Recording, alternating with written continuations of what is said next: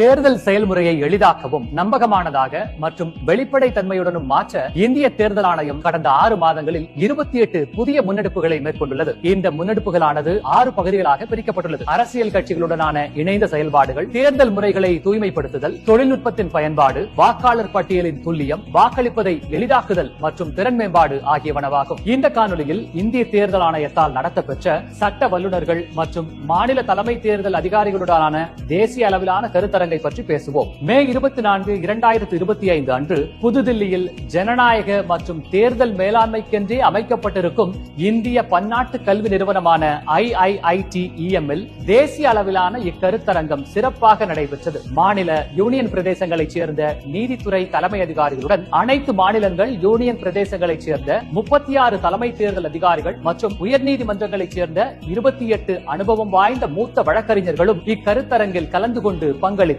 இச்சட்ட கருத்தரங்கம் தலைமை தேர்தல் அதிகாரிகள் மற்றும் நீதித்துறை சார்ந்த அதிகாரிகள் கலந்துரையாடவும், தேர்தல் வழக்குகளுக்கான நடைமுறை சட்ட தீர்வுகளை கண்டடையவும் வலுவான தளத்தை உருவாக்கியுள்ளது. அடுத்த காணொலியில் இந்திய தேர்தல் ஆணையத்தால் மேற்கொள்ளப்பட்டுள்ள பிற முன்னெடுப்புகளை பற்றி காண்போம். இதுபோன்ற இந்திய தேர்தல் ஆணையம் தொடர்பான மேலும் புதிய தகவல்களுக்கு எங்களது அனைத்து சமூக ஊடக தளங்களை பின்தொடரவும் மற்றும் சப்ஸ்கிரைப் செய்யவும்.